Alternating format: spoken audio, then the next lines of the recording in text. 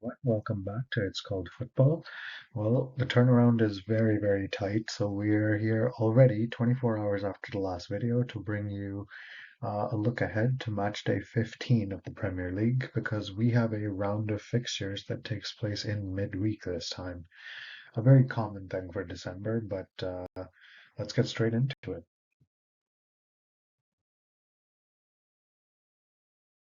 So we actually see games during this match week take place across Tuesday, Wednesday, and Thursday.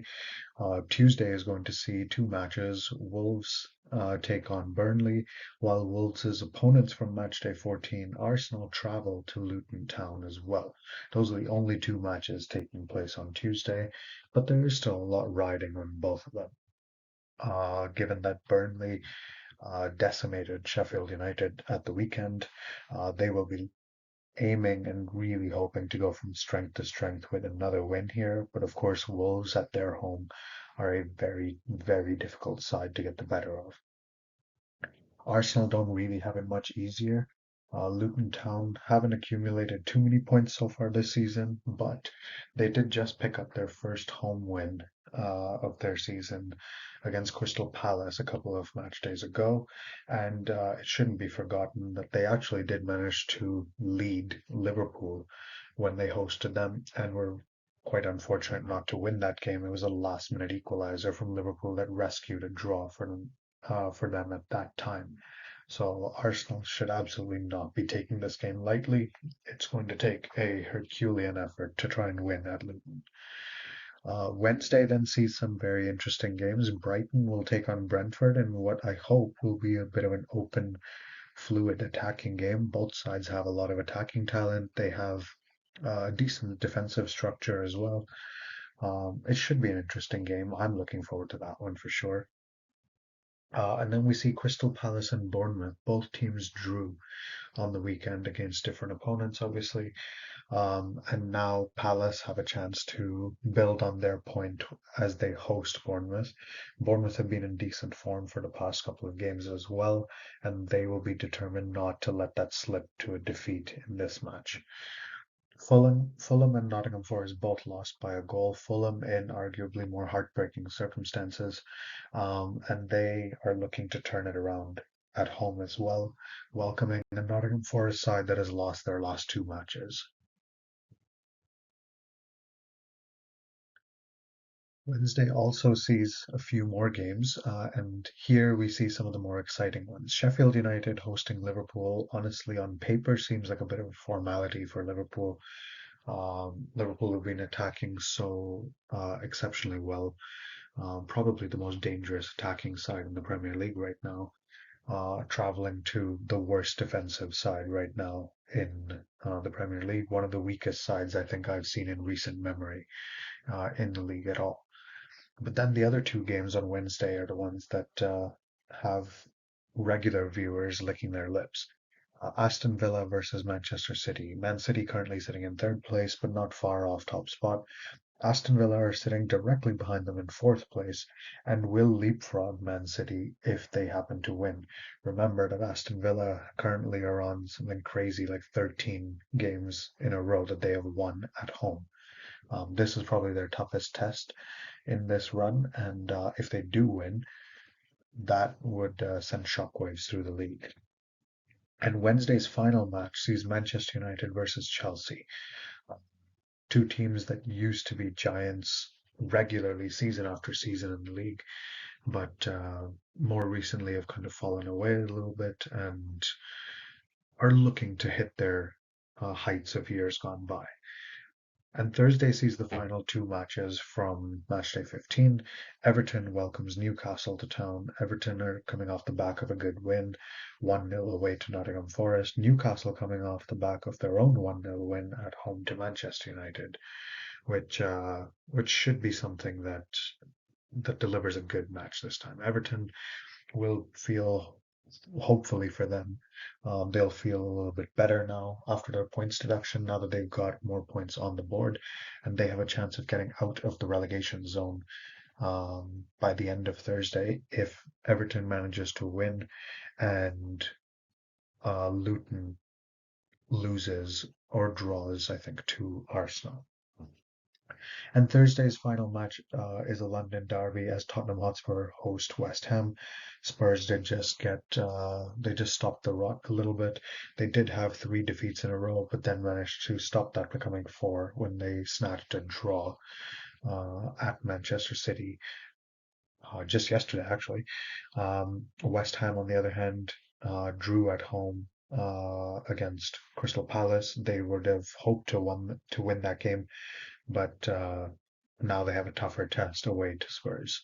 So should be interesting. Should we have some really um, finely balanced games this match week, and given how little time players have had to recover from the previous match throughout the league before they're playing again, I think we'll see some rotation amongst teams, and clubs are going to have to start using players who maybe have not played regularly every single game.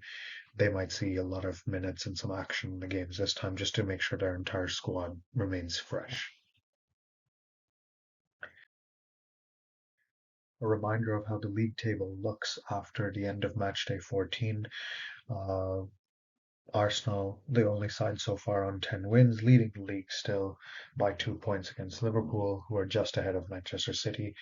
As we said, Aston Villa right behind City, and if Villa do happen to win that match, they will go up to 31 points, uh, level with Liverpool for now, although I would expect that Liverpool will likely beat Sheffield United, which would mean that they go up to 34. If Arsenal do manage to beat Luton Town, then they will continue to hold their 2 point lead on second place, or 2 points at the minimum. Spurs obviously will be pushing to try and do better than just their draw when they welcome West Ham in ninth place to town. If Spurs do win and Man City beat Villa, then Tottenham will go back into fourth place, which is obviously going to be their main aim right now. Newcastle against Everton means that Newcastle have a chance to get as high as fourth place if results for the teams around them work in their favour. While Manchester United have to battle against Chelsea, that one will be much tougher, I think, as a contest. But of course, there is still enough on the line. Manchester United could climb as high as fifth place if they win and the teams around them don't get the results they need. Brighton against Brentford is going to be important for Brighton because they could climb up a spot at least in the league if results suit them, while Brentford would get into the top half if they can beat Brighton and if Chelsea loses, or draws actually, to Manchester United. The bottom half of the table, like we said, Brentford have a chance at pushing into the top half. Palace and Wolves have an opportunity to get closer to that top half, but they can't quite break into there unless Crystal Palace manage to win their game by, what would the goal difference be here? Probably about 8 or 9 goals. Highly unlikely at the moment, but hey, weird things happen. Fulham obviously were quite unfortunate to lose their match, although it was a little bit their own doing, um, against Liverpool on the weekend. But that being said, they could still climb as high as 12th place if they manage to get a win this week. And then the bottom teams, obviously, we've talked a little about them. Nottingham Forest, they will be pushing for a win after losing their last two games. Bournemouth have been in decent form and will be hoping to pick up a win that could take them as high as probably 12th or 13th place if results work in their favour. And then Luton Town hosting Arsenal. It's tough for Luton, but it will be a difficult game for Arsenal as well. Luton can't actually climb up a place right now if they were to win that game, but they could drop down further if Everton or Burnley or both happen to win their games. So there is potential for a lot of movement in the table right now, and it should be interesting to see whether fatigue starts to impact any teams with such a quick turnaround in time from one game to the next.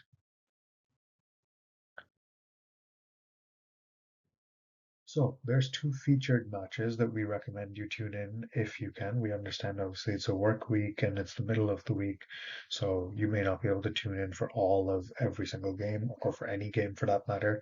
But if you're able to, we do recommend on Wednesday that you try to tune in for Aston Villa versus Manchester City. There's a lot riding on that game for both clubs. City have drawn their last three matches to Chelsea, Liverpool, and now Tottenham. And so they will be desperate to get back to winning ways, which they're more accustomed to. Aston Villa have a fantastic home record going right now with all their wins in a row, and they will be desperate to keep that going and take advantage of a Man City side that's actually missing some crucial players. We'll get more into that in just a couple of minutes.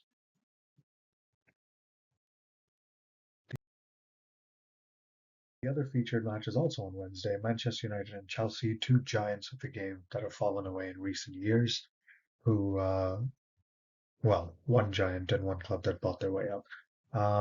But anyway, both teams used to serve up really delightful fixtures, entertaining football, just quality all over the pitch. And while the quality might still exist in the players, the cohesion in the teams does not at the moment. Um, it will be probably a fairly even fixture, but if I'm very honest, I'm not sure that the quality will resemble what it used to about a decade or so ago.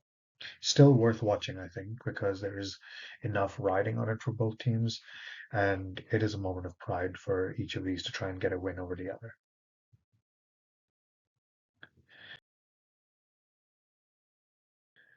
So, big stories. For Luton Town, obviously, it was a huge moment to get their first home win of the season last time they played here at Kenilworth Road against Crystal Palace, where they came out eventual 2-1 winners. They obviously will recognize that Arsenal is a tough test, but Luton should also feel confident in themselves. They've hosted Liverpool here and snatched a point from them. And there hasn't really been a side that's found it easy going when going to Luton, which means Arsenal will have to be very careful not to let themselves get complacent going into this game, or they will lose the match. They will have to make sure that they're very, very careful.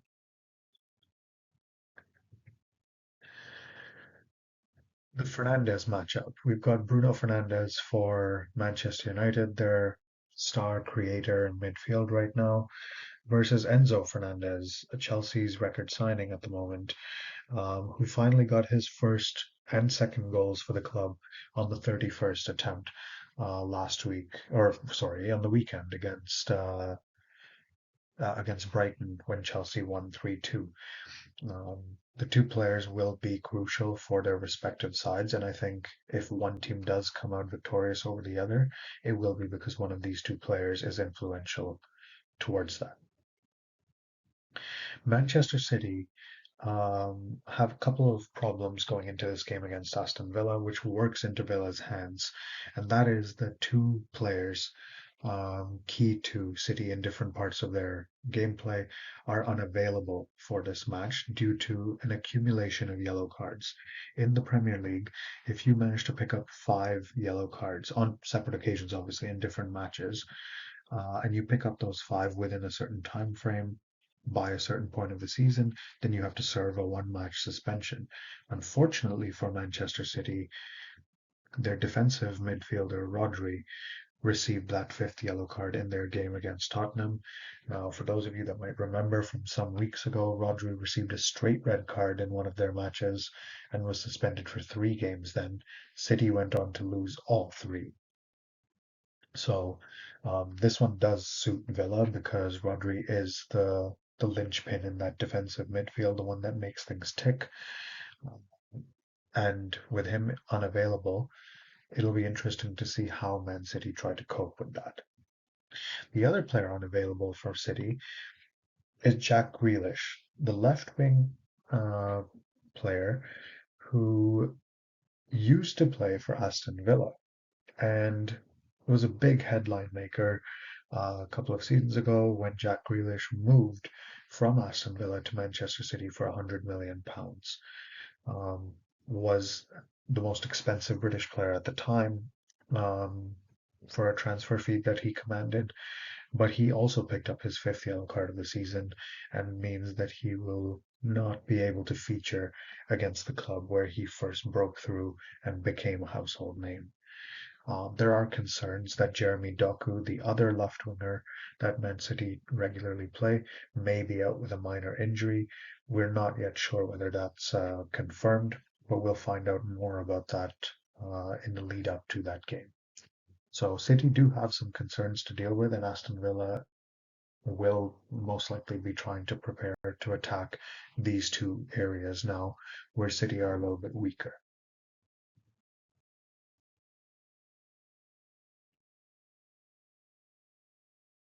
So, what do we think is going to happen in this week's games? They're tougher to predict, and I think with the fact that a lot of teams have had to adapt to less recovery time than usual, I think we are going to see defenses suffer more as a result.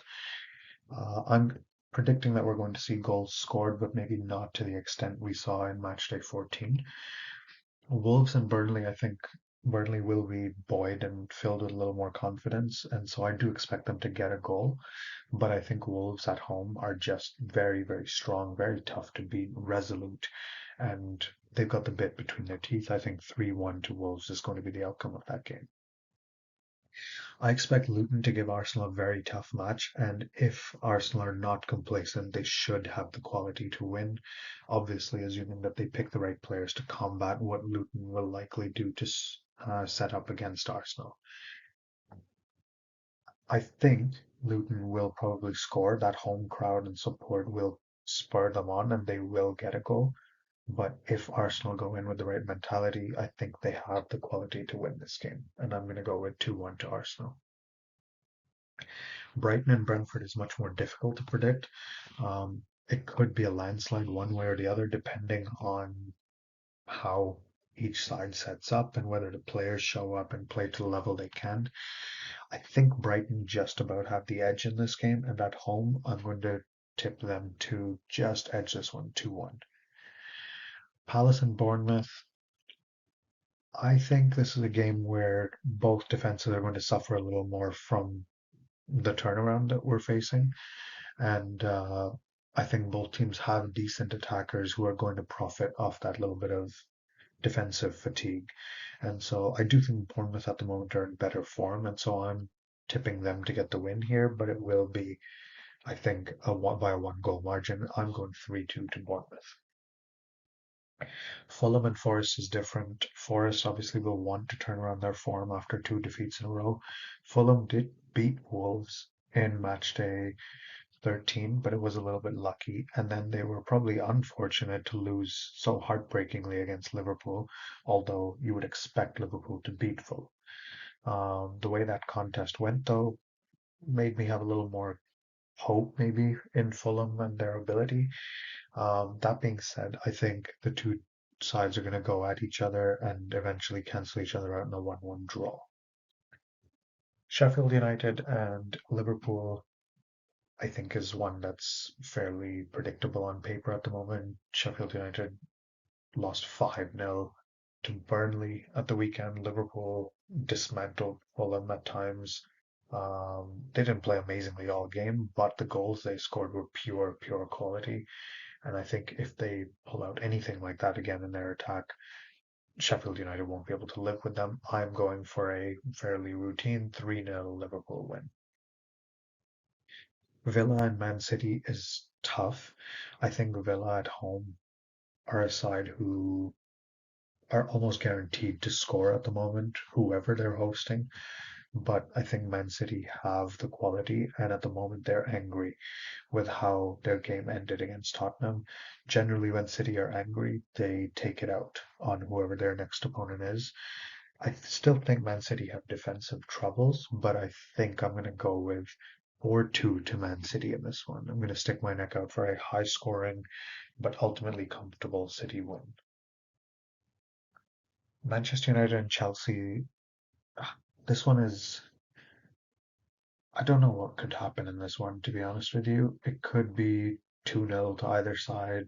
It could be 1-1. It could be anything, honestly. You don't know which version of either of these sides is going to turn up from one match day to the next.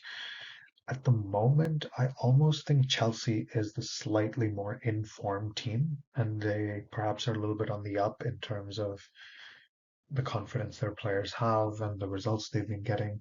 That 3-2 win at home to Brighton would have been a huge morale booster for them.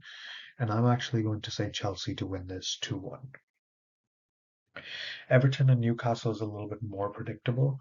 While I do think Everton probably have it in them to score one past Newcastle, whose goalkeeper is currently injured, to add to Newcastle's huge list of injuries. I do think Newcastle also have the firepower to turn this around and to win it 3-1, which is what I'm going with. And Tottenham will be boosted by their draw at City. However, it did come under some lucky circumstances. Spurs do still have some injuries to contend with and the odd players out of form here and there, but I'm going to say that they do win this game by 2 goals to 1.